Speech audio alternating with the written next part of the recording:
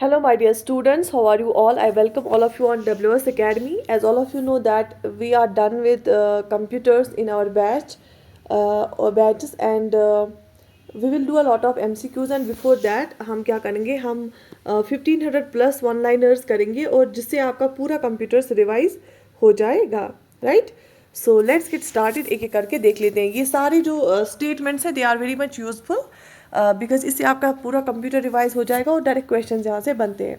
So statement number 1, the code for a web page is written using. एक web page जो होता है, website का एक पेज जो होता है, वेब पेज, उसका जो कोड होता है, क्योंकि कोडिंग के बेस पे वो बनाया गया होता है, उसको कौन सी लैंग्वेज यूज़ की गई होती है?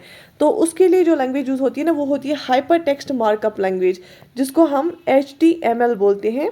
HTML का फुल फॉर्म क्या है? Hyper text markup language. तो जो वेब पेज है, सबसे पहली बात आपने क्या सीखी? जो वेब पेज है उसको जो कोडिंग होती है वो कौन सी लैंग्वेज से होती है? हाइपर टेक्स्ट मार्कअप लैंग्वेज से. ठीक है, वेब पेज की. और जैसे एक किताब होती है, जैसे लाइक अ बुक, बुक का एक फ्रंट पेज होता है, कंटेंट्स जिस पे लिखे होते हैं और बाकी अंदर से पेजेस होते हैं. वैसे एक वेबसाइट होती है जिसका एक होम पेज होता है, वो प्रीफेस होता है, और होम पेज के किसी भी आप लिंक पे, किसी भी इमेज पे क्लिक करोगे तो वो आपको एक और पेज पे ले जाएगी.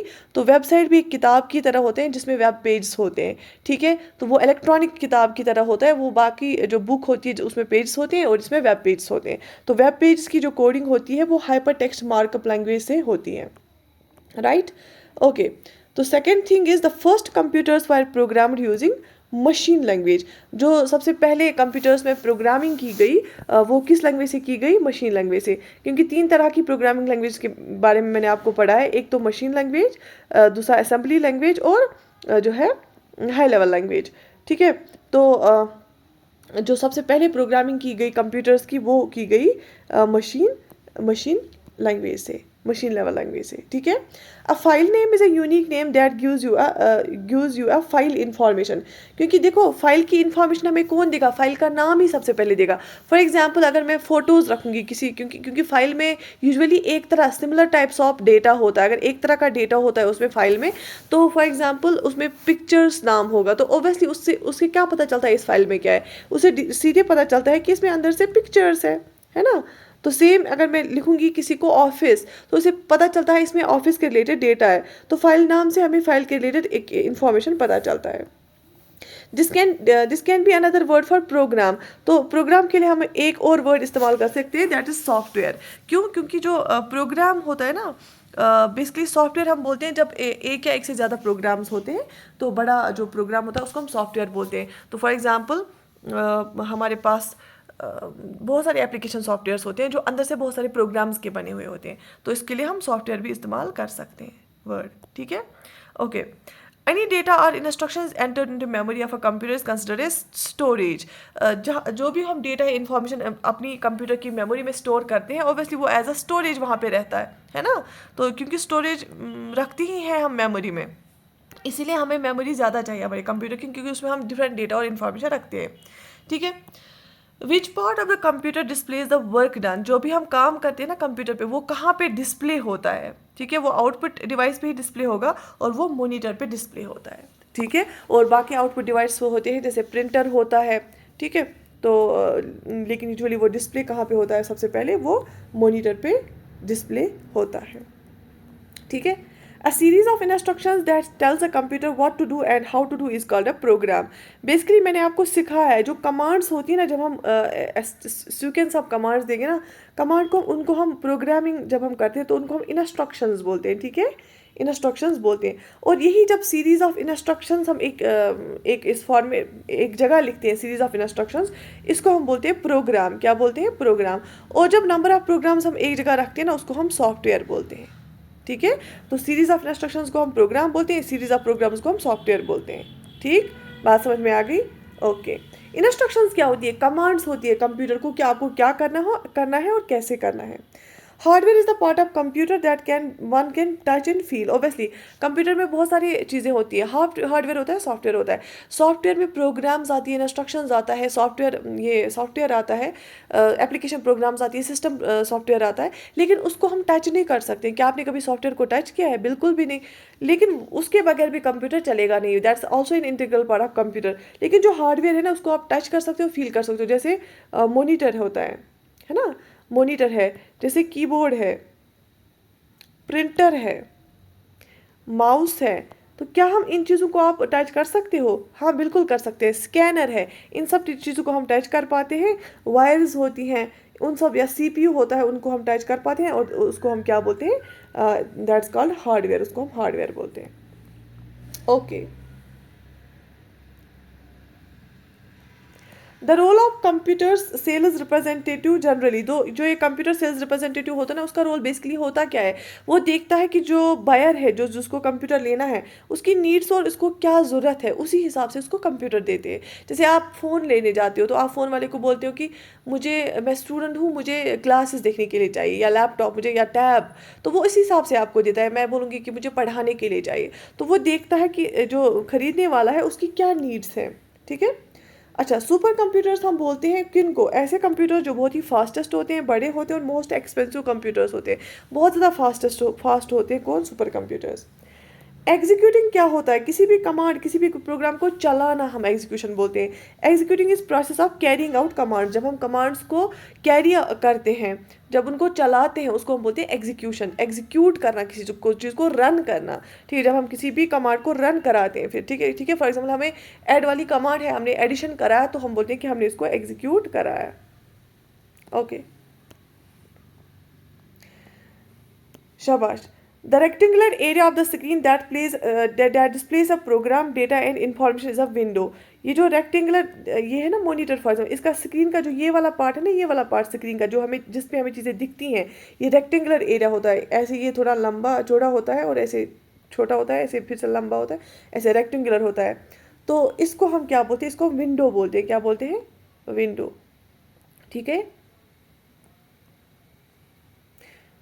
जहाँ पे हमें इंफॉर्मेशन बेसिकली डिस्प्ले होती है, प्रोग्राम या डेटा नजर आता है, उसको हम विंडो बोलते हैं। The process of a computer receiving information from a server on the internet is known as downloading. क्योंकि मैंने आपको बोला है, जो इंटरनेट है ना, ज़रा कमेंट सेक्शन में आप लिख लीजिए, इंटरनेट किस मॉडल पे चलता है। मैंने आपको ये बहुत बार बताया है, ये क्लाइंट सर्वर मॉडल पे चलता है, क्लाइंट सर्वर मॉडल पे चलता है।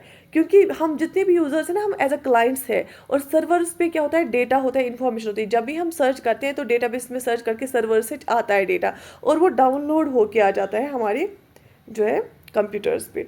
ठीक है, तो जब भी कोई क्योंकि हम जब रिक्वेस्ट, यहाँ से क्लाइंट रिक्वेस्ट करेगा सर्वर से, वो इन्फॉर्मेशन लेके रिसीव करेगा, है ना। तो वही इन्फॉर्मेशन जब सर्वर से हम रिसीव करते हैं, तो उसको हम बोलते हैं डाउनलोडिंग। तो हम डाउनलोड कर पाते हैं चीज़ों को, डाउनलोड करके हम रिसीव करते हैं इन्फॉर्मेशन को।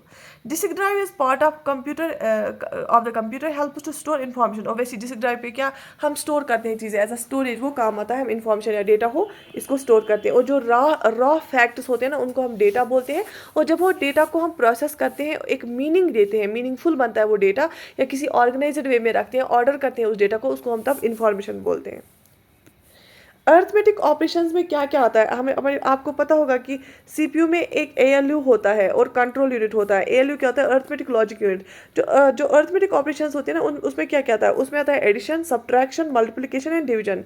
ठीक है, उसमें डिफरेंट चीज़ें आती हैं। एक तो आता है एडिशन, सब्ट्रैक्शन, मल्टीप्लिकेशन और डिवीजन। ये सब उसमें ऑपरेशंस आते हैं अर्थमेटिक ऑपरेशंस में। ठीक है। A keyboard is king of input device. उस सबसे पहले मेन डिवाइस क्या हो, इनपुट डिवाइस क्या है? कीबोर्ड ही है। उसमें बहुत सारी कीज़ लगी होती है, न्यूमेरिकल कीज़ लगी होती है, अल्फ़ाबेटिकल कीज़ लगी होती है, स्पेशल कैरेक्टर कीज़ लगी होती है, और जिससे हम इनपुट देते हैं, है ना। Okay. An error is known as bug. अगर प्रोग्राम में एरर होता है ना, तो हम क्या बोलते हैं कि हम बग है इसमें। ठीक है, और जब हम वो एरर निकालते हैं, उस प्रोसेस को हम बोलते हैं डीबगिंग। क्या बोलते हैं? डीबगिंग। आपको लग रहा है कि रिवाइज हो रहा है पूरा कंप्यूटर, तो बग हम बोलते हैं एरर को, और जब उस एरर को हम निकालते हैं, उसको हम डीबगिंग बोलते हैं। A collection of related information stored and dealt with as a unit is a file. Obviously एक रिलेटेड, फॉर एग्जांपल मैं पिक्चर्स रखूँगी, वो मैं सारी फ़ोटोज़ एक ही इसमें फ़ाइल में रखती हूँ ना, पिकनिक की फ़ोटोज़ एक फ़ाइल में रखूँगी, तो फाइल में क्या होता है, यूजुअली होता है रिलेटेड इन्फॉर्मेशन। क्या मैं ऑफिस के फाइल में पर्सनल चीज़ें रखूँगी? नहीं।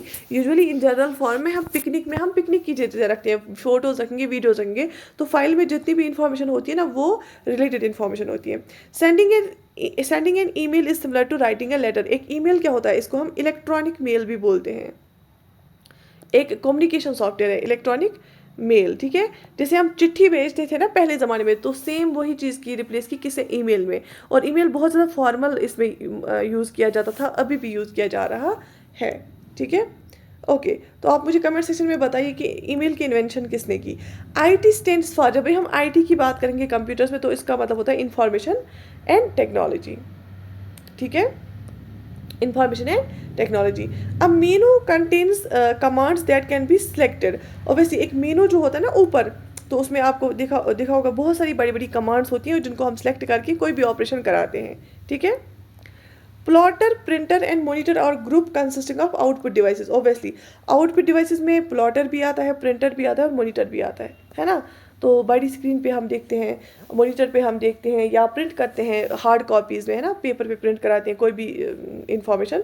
तो ये सारे क्या है, ये आउटपुट डिवाइसेस है जिससे हम रिजल्ट्स देखते हैं और आउटपुट्स देखते हैं। जो एडिट मेनू है ना, एडिट मेनू में क्या होता है, कट कॉपी पेस्ट, ये सब चीज़ें होती हैं। तो उसमें हम कट कॉपी पेस्ट सेलेक्ट करके, ऑब्वियसली अगर हमें एडिट करना होगा, फॉर एग्जांपल मैं चाहती हूँ यहाँ से ये फाइल, ये लाइन गायब हो, तो मैं कट करूँगी इसको, है ना। या मैं चाहती हूँ ये और ये यहाँ तक, ये कॉपी यहाँ पे मैं लगाऊँ, तो मैं यहाँ से कॉपी करूँगी और यहाँ पे भी लगाऊँगी, ठीक है। तो कट कॉपी पेस्ट जो होता है वो एडिट मेनू में आ जाता है, वो कमांड्स, ठीक है। तो सबसे एक नेटवर्क में सबसे पावरफुल या इम्पोर्टेंट कंप्यूटर कौन होता है, नेटवर्क सर्वर होता है, क्योंकि सर्वर पे ही जो है इंफॉर्मेशन होती है और सर्वर से फिर क्लाइंट्स की ओर आ जाती है। और प्राइमरी पर्पस क्या होता है सॉफ्टवेयर का प्राइमरी पर्पस होता है ना, कोई ऑपरेशन कराना कंप्यूटर पे, तो वो डेटा को इन्फॉर्मेशन में कन्वर्ट करता है। ओब्वियसली जब हम सॉफ्टवेयर रन करते हैं तो दैट मीन्स हमने कोई काम ही किया। तो अगर हम सॉफ्टवेयर हमारे कंप्यूटर में है, उसका यूज़ करेंगे, तो ओब्वियसली उसे क्या होगा, डेटा को हम इन्फॉर्मेशन में कन्वर्ट करेंगे, ठीक है।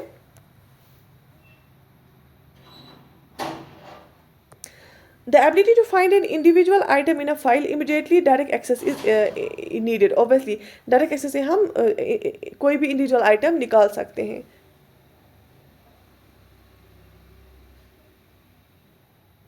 तो बोला जाता है एक नोटबुक, आज को आपको पता है छोटे छोटे टैब्स आते हैं, नोटबुक्स, लैपटॉप्स आज अवेलेबल है मार्केट में। एक नोटबुक को डेस्कटॉप मॉडल बनाने के लिए नोटबुक को डॉकिंग स्टेशन के साथ कनेक्ट करना पड़ता है, which is connected to a monitor and other devices. तो डॉकिंग स्टेशन इंटर्न मॉनिटर और बाकी डिवाइसेस के साथ कनेक्टेड होता है, और नोटबुक को हम डॉकिंग स्टेशन के साथ कनेक्ट करते हैं।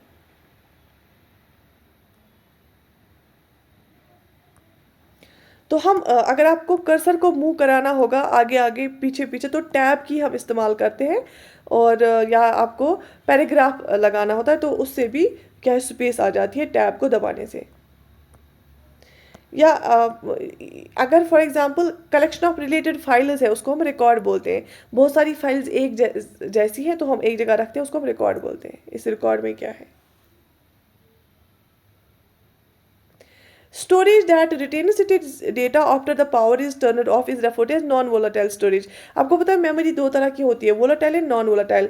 वोलाटाइल मेमोरी होती है जब कंप्यूटर का पावर ऑफ करते हैं तो उसका जो डेटा है वो गायब हो जाता है। लेकिन नॉन वोलाटाइल मेमोरी होती है कि अगर उसका कंप्यूटर का डेटा ऑफ भी करते हैं, उसका जो डेटा है वहीं का वही रहता है, उसको हम नॉन वोलाटाइल मेमोरी भी बोलते हैं। जैसे रोम होती है, ठीक है। जो रैम होती है, रैंडम एक्सेस मेमोरी, वो वोलाटाइल होती है। ये सारा कुछ आपने पढ़ा होगा। Internet is an example of connectivity, है ना। इंटरनेट क्या होता है, नेटवर्क ऑफ नेटवर्क्स होते हैं। वो बहुत सारे नेटवर्क जुड़े हुए होते हैं अक्रॉस द ग्लोब। हम क्या करते हैं, मैसेजेस भेज सकते हैं, तो कनेक्ट करता है पूरी दुनिया को आपस में।